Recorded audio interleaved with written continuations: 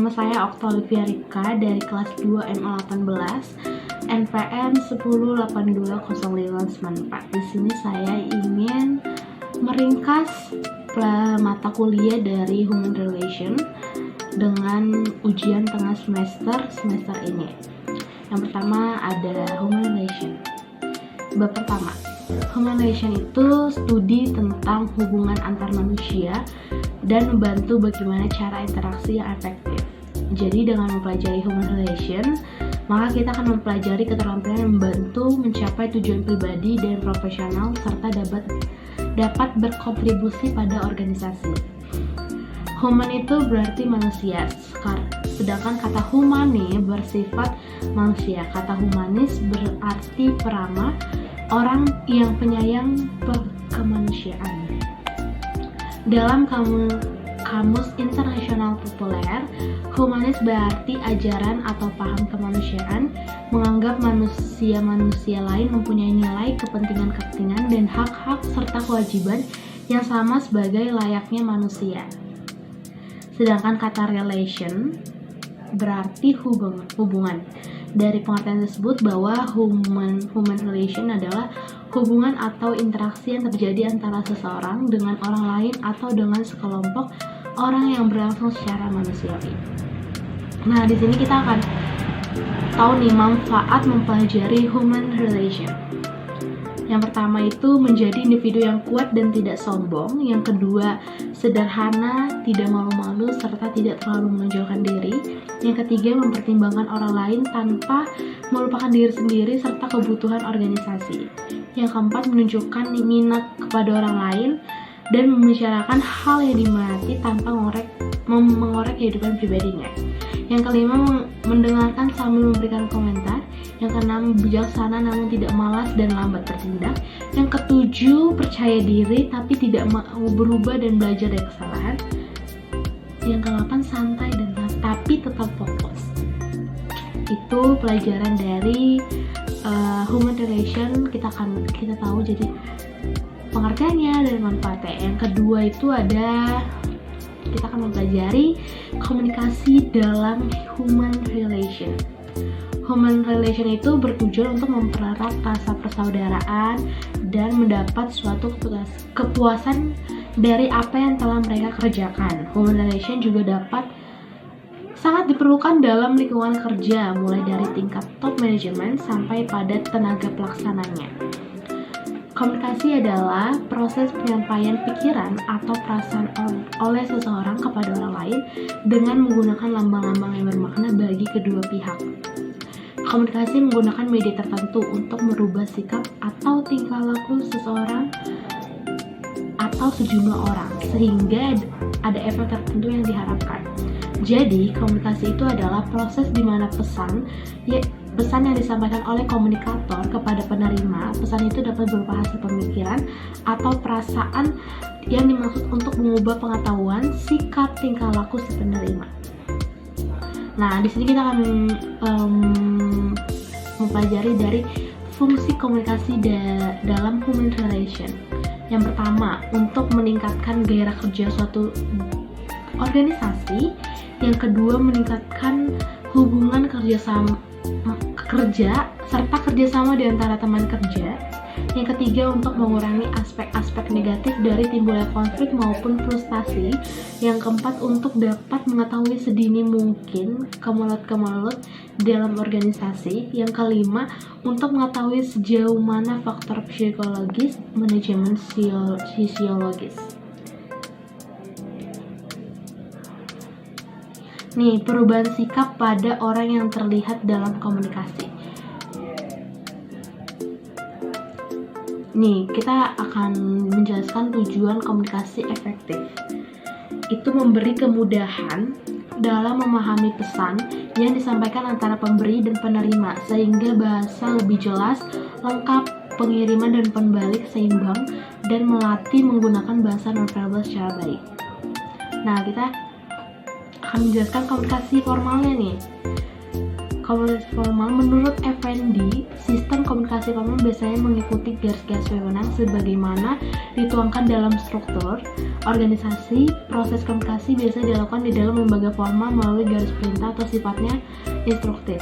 Ciri saluran komunikasi formal menurut si Butani dalam Black dan Harold Sand, yaitu saluran komunikasi berfungsi sebagai standar bagi semua orang, semua laporan, dan datang dari berbagai sumber agar dapat diperiksa kebenarannya. Oke, yang lanjut, komunikasi informal. Komunikasi informal sebagai komunikasi yang disetujui secara sosial yang orientasinya tidak pada organisasi tetapi lebih secara individual.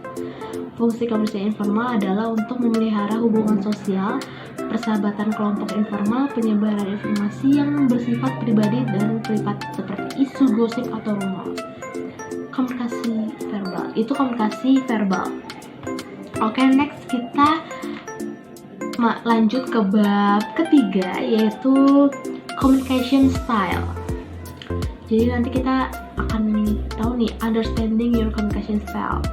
Apa sih style kita tuh dalam berkomunikasi? Gaya komunikasi yang dimiliki setiap individu pasti berbeda-beda, itu pasti. Gaya komunikasi merupakan jendela untuk memahami bagaimana dunia memandang seseorang sepenuhnya sebagai suatu pribadi yang unik. Hal ini mempengaruhi hubungan seseorang baik dalam karir dan kesejahteraan emosional. Cara atau gaya komunikasi terkadang menjadi lebih penting dari konten komunikasi tersebut. Banyak orang memahami konten dengan baik, tapi pesan komunikasinya tidak sampai atau tidak diterima karena ketidakmampuan dalam menyampaikan pesan tersebut. Gaya komunikasi menurut Tubbs and Moss. Yang pertama ada the controlling style, yang kedua ada the equalitarian style, yang ketiga ada the structural style, yang keempat ada the dynamic style, yang kelima ada the releasing style, yang keenam ada the withdrawal style. Yang pertama ada the controlling style. Pihak yang menggunakan gaya ini lebih memusatkan perhatian pada penerimaan pesan. Mereka tidak memiliki ketertarikan dan perhatian pada umpan balik kecuali jika hal tersebut berguna bagi kepentingan pribadi mereka. Yang kedua, the equalitarian style. Aspek penting dari gaya ini adalah adanya landasan kesamaan dan ditandai dengan berlakunya arus penyebaran pesan-pesan verbal, lisan maupun tulisan yang bersifat dua arah, yaitu two-way traffic of communication. Yang ketiga ada structural style. Gaya komunikasi ini memanfaatkan pesan-pesan verbal, lisan maupun tulisan guna memanfaatkan perintah yang harus dilaksanakan, penjadwalan tugas dan pekerjaan serta struktur organisasi. Yang keempat the dynamic style. Gaya komunikasi ini memiliki kecenderungan agresif karena pengirim pesan memahami bahwa lingkungan pekerjaannya berorientasi pada tindakan.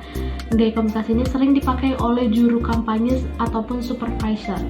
Yang kelima, the releasing style. Gaya komunikasi ini lebih mencerminkan kesediaan untuk menerima saran dan pendapat atau gagasan orang lain daripada keinginan untuk memberi perintah, maupun meskipun pengirim pesan mempunyai hak untuk memerintah atau mengontrol. Yang keenam ada the withdrawal style. Gaya komunikasi ini dapat mengakibatkan melemahnya tindak komunikasi. Artinya tidak ada keinginan dari orang-orang yang memakai gaya komunikasi ini dengan orang lain, karena ada beberapa persoalan atau kesulitan antar pribadi yang dihadiri oleh orang-orang tersebut. Oke, itu kita udah tahu nih gaya-gaya kita dalam berkomunikasi. Sekarang bab selanjutnya ada self-esteem atau harga diri. Chaplin dalam Supowo menilai kalau harga diri itu adalah penilaian diri yang dipengaruhi oleh sikap, interaksi, penghargaan, dan penerimaan orang lain terhadap individu.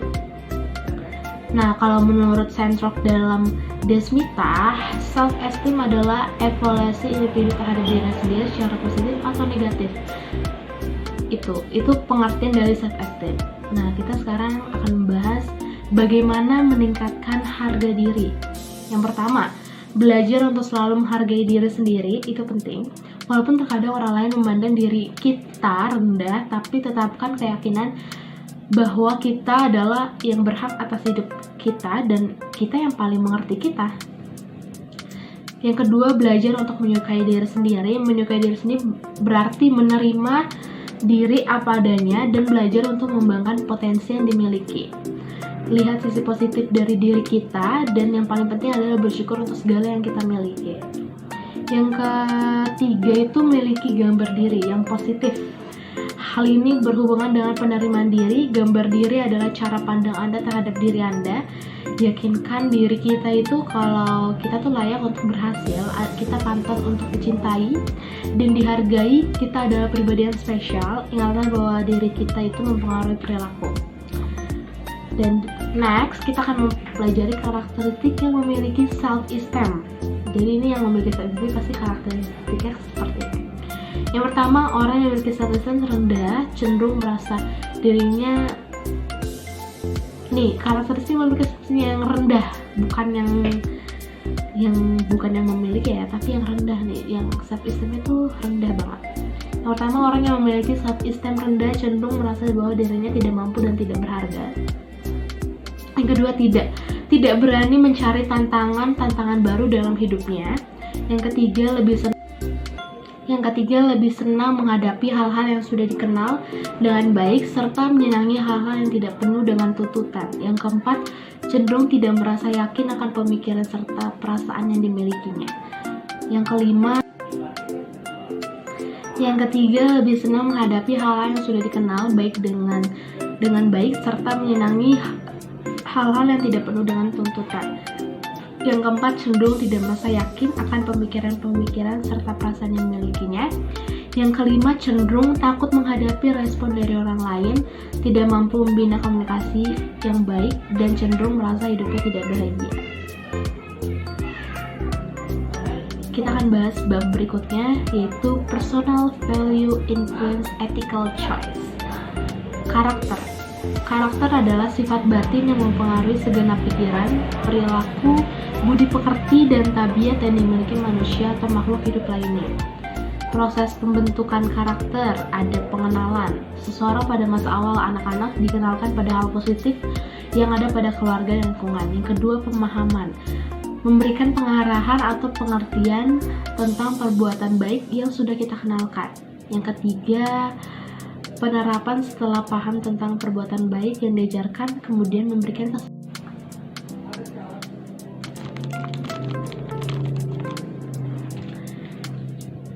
Integritas adalah sebuah nilai yang selalu menjadi dasar untuk menjamin kejujuran. Nilai-nilai lainnya, bila integritas pribadi lemah atau bocor dalam karakter pribadi, maka dapat dipastikan nilai-nilai seperti kejujuran, keterbukaan, tanggung jawab, ketekunan, kerajinan, keberanian, keterus-terangan, kepercayaan, kesetiaan, kearifan, dan profesionalisme pasti tidak akan berfungsi sebagai seharusnya. Tujuan integritas merupakan salah satu kunci untuk meraih keberhasilan atau kesuksesan. Integritas membuat manusia mampu untuk memimpin dan dipimpin. Integritas melahirkan kepercayaan. Integritas dapat melahirkan prestasi. Moral. Kamus Besar Bahasa Indonesia, moral diartikan sebagai akhlak, budi pekerti, atau susila. Yaitu bisa dijelaskan adalah aturan kesusilaan yang meliputi semua norma kelakuan, perbuatan, tingkah laku yang baik. Jadi itu moral. Yang kedua adalah pembentukan pribadi. Menurut M.A. Browser berpendapat bahwa kepribadian adalah cara, kekuatan, dorongan, keinginan, opini, dan sikap-sikap seseorang. Nilai pribadi. Nilai-nilai atau value adalah suatu keyakinan seseorang tentang penghargaan terhadap sesuatu, standar atau pegangan yang mengarah pada sikap atau perilaku seseorang. Nilai merupakan milik setiap pribadi yang mengatur langkah-langkah yang seharusnya dilakukan karena merupakan cetusan dari hati nurani yang dalam diperoleh seseorang sejak kecil. Yang bab terakhir adalah attitude can shape your life. Pertama ada sikap. Menurut Lapierre, sikap adalah suatu pola perilaku, tendensi atau kesiapan antisipasif, predisposisi untuk menyesuaikan diri dalam situasi sosial Atau secara sederhana, sikap adalah respon terhadap stimuli sosial yang telah terkondisikan, komponensikan. Ada aspek kognitif berkaitan dengan gejala mengenai pikiran. Aspek ini berwujud pengolahan pengalaman dan keyakinan serta harapan individu tentang objek atau kelompok objek tertentu. Aspek ini berupa pengetahuan, kepercayaan, atau pikiran yang didasarkan pada informasi berkaitan dengan objek. Aspek afektif berwujud proses yang berkaitan dengan perasaan tertentu seperti ketakutan, kedengkian, simpati, antisipasi, dan sebagainya yang ditujukan pada objek-objek tertentu. Ada aspek konatif berwujud proses tendensi, yaitu kecenderungan untuk berbuat sesuatu objek, misalnya kecenderungan memberi pertolongan, menjauhkan diri, dan sebagainya. Cara mengubah sikap. Anda selalu ditempatkan dalam situasi baru dengan orang-orang dari latar belakang dan budaya yang berbeda. Yang kedua, setiap kali Anda pergi ke sekolah baru, mengambil pekerjaan baru, mendapat promosi, atau pindah ke lingkungan yang berbeda, Anda mungkin perlu mengubah sikap Anda untuk mengatasi perubahan-perubahan secara efektif. Sikap berikut yang membantu hasil positif di dunia saat ini. Jadi pilihlah kebahagiaannya, rayalah optimisme, pikirkan untuk dirimu, dan tetap untuk memiliki pikiran yang terbuka. Jadi begitulah ringkasan dari saya, Okta, untuk pelajaran human relation. Maaf jika ada salah-salah kata atau hal-hal yang tidak berkenan di video ini. Secara pribadi saya mengucapkan terima kasih yang sudah menonton video ini.